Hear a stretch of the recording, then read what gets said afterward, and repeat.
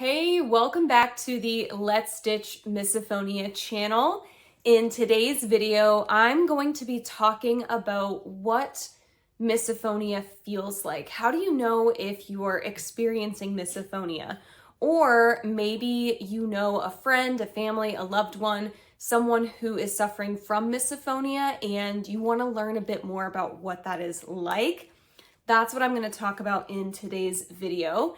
And why am I the one talking to you?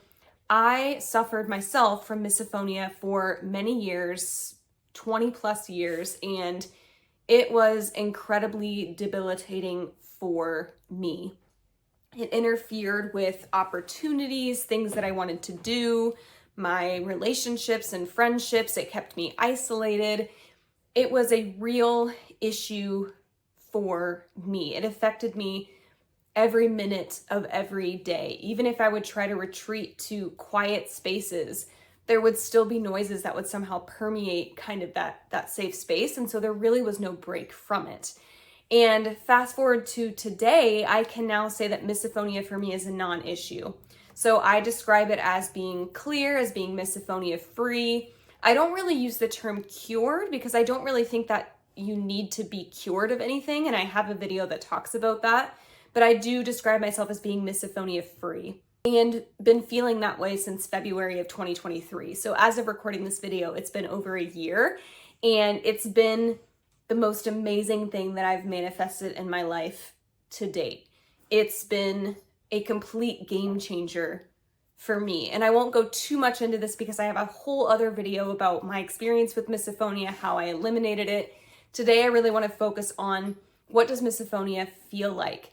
Again, maybe you know someone who is suffering. Maybe you just discovered that this thing that you've been feeling and experiencing has a name.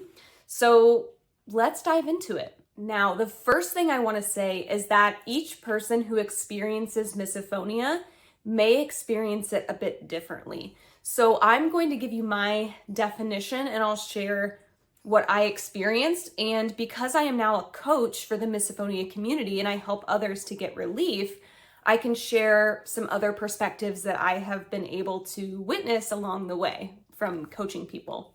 So for me, if someone asks me, what is misophonia?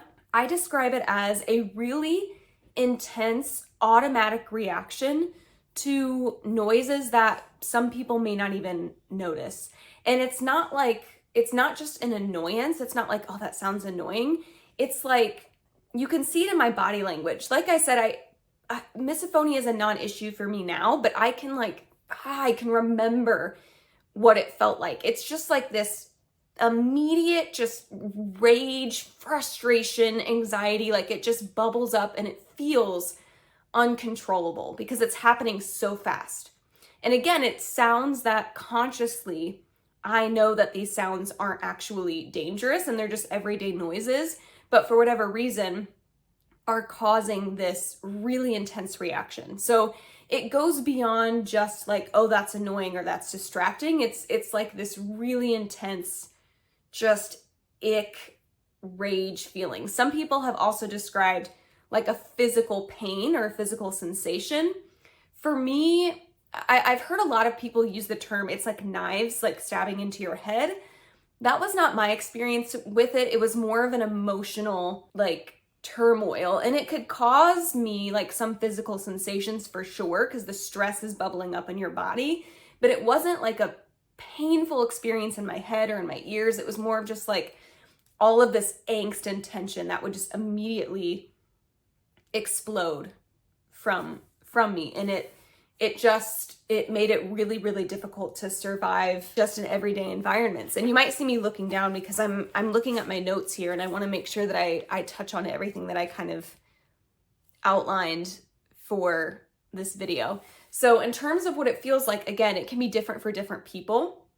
Like I said, some people experience like physical pain. Some people it's emotional. Some people it's more of like just this anxiety or a panic. For me, it was rage and panic and anxiety kind of combined. So it can really differ depending on the person, but essentially to sum it up, it's a very intense automatic reaction that's deemed negative, right? It's not something that you want to experience. in response to these noises. And I don't want to give too many examples of trigger noises because there are some people who, when they hear about someone else's triggers, that noise then becomes a trigger for them. So I don't want to list too many, but if you just do a quick Google search, you'll see some of the things. And the different noises can trigger different people, and also the kind of noises can differ. So in my experience, it was strictly noises that came from people, came from other human beings. However, some people also have difficulty with noises that animals make, and some people have challenges with environmental noises. So like maybe a construction crew outside or something like that, or just something in the environment that's naturally occurring. Obviously, construction is created by humans, but you get the idea. So again, it can differ from person to person. We all experience it a bit differently. And that's why when I'm working with my clients, the way that we approach healing is going to be a bit different for each client, because their experience is going to dictate how we move forward to get them relief. So the next thing that I wanted to talk on is, do you need to be diagnosed with misophonia? So the first thing I'll say is misophonia is not currently in the DSM, which is what mental health professionals use to diagnose people with different things. So it can be tricky to get a misophonia diagnosis, and truly, I don't think that you need one, and I don't think it's very useful. If you can relate to what I'm sharing, if you've been Googling and you've been like, yes, this is my experience, then that's all the validation you need, right? You don't really need a diagnosis. It can be helpful if you're seeking accommodation. So for example, maybe you're a college student and you'd really prefer to take your tests in a room by yourself. Then it could be helpful to maybe look into resources or speak with a therapist who knows what misophonia is, because not all mental health professionals know what it is or have even heard of it. So if you are seeking a diagnosis, while I don't think it's necessary, it can be helpful in some situations, right? The thing with misophonia is, thankfully, it's starting to get more attention, which is really great, and people are researching it, and there's more and more treatments that are becoming available. The thing that's tricky, though, is a lot of people, most people that I've worked with, including myself, until I was able to clear my experience with it, and of course now I talk about misophonia every day, it's what I do for a living. Most people, though, that I work with really don't want other people to know that they experience this thing. And there's many reasons for that, but some of the bigger ones that I'll touch on. Number one, unfortunately, there are people out there who will make noises at someone with misophonia on purpose because they think it's funny. They don't understand the anxiety and pain and discomfort that it causes. And so I've had friends and family members who have done this to me because they think it's just hilarious to see my reaction to it. So that can be a big, big reason why people don't want to share it. There's also a lot of guilt that can be associated with misophonia. So you may have someone who doesn't want others to know because they don't want to inconvenience the people around them. They don't want to ask people to stop making noises that really they feel like shouldn't be an issue. So for example, maybe you are in, trigger alert, I'm going to mention a potential trigger. Maybe you're eating dinner with your family and someone keeps scraping their teeth on the fork. And it's like someone with misophonia might in their head be like, why am I bothered by this? Like, am I crazy? I don't want to ask them to stop. I don't want to inconvenience them. And so they may not say anything. So for a long time, I didn't know anyone else who experienced misophonia. In fact, I think if you Google it, it still comes up and says that it's rare. But what we're discovering is this is something that more people than we had originally thought are suffering with. And I think a lot of that has to do with people don't want to get help. They don't want to reach out and make it known that this is something they're experiencing. Even clients that I've worked with, some clients are totally fine using their full name and allowing me to share their story with their name.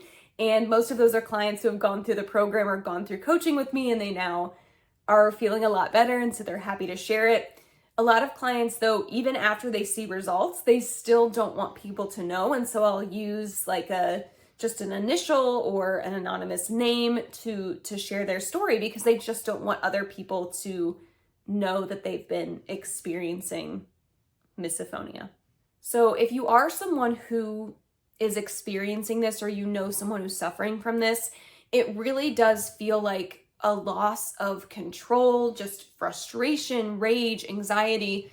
For many, many years, rage was my primary emotion.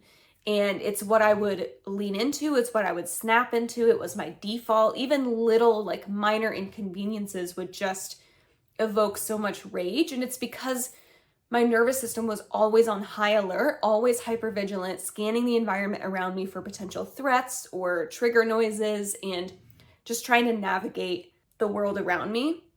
And what I'll say now, and I think this is a very, very helpful thing to hear, whether you're suffering or you know someone who is, misophonia is not your fault. Or if you're someone who knows someone who's suffering, it's not their fault. It's happening automatically outside of conscious awareness. This person, or you, if you're relating to this, you're not choosing to suffer from misophonia. You're not choosing to be annoyed or frustrated or angered by noises. Who would choose that? That would be ridiculous, right? So thinking like, oh, I should just be able to get over this, or why can't I just be normal? Why can't I just ignore this? Or saying to someone, you need to get over it. It's not that big of a deal. That's not going to change the response, because it's not happening at the conscious level. It's happening at the unconscious level, and then we're experiencing the effects at the conscious level. So I want you to know misophonia is not your fault, and really there isn't anything wrong with you. All that's happening, and it feels like it's a lot bigger because of how you're experiencing it, but all that's happening is there's a pattern, there's a response pattern that's operating in your unconscious mind, and it's likely been operating for years and years. The good news is we can uninstall this pattern. Just like you can uninstall a program from your computer, you can uninstall the pattern of misophonia and install a new understanding so that you no longer feel the anxiety, rage, and frustration in response to these everyday noises. So that's what I do as a misophonia rewiring coach. That's what I help my clients do, is rewire the misophonia pattern. And again, I won't go into too much detail because I have so many other videos on my channel that you can check out and you can learn more about this. But unconscious reprogramming, which is actually rewiring and reprogramming the patterns, beliefs, habits that are just running in the unconscious mind. Unconscious reprogramming, I'm telling you, is the key to misophonia relief. And it gets to be fun, it gets to be silly. It does take some effort, and it takes a conscious awareness of these patterns, and also it can be done. We uninstall and reinstall new patterns, habits, programmings, beliefs all the time. Misophonia is just another pattern.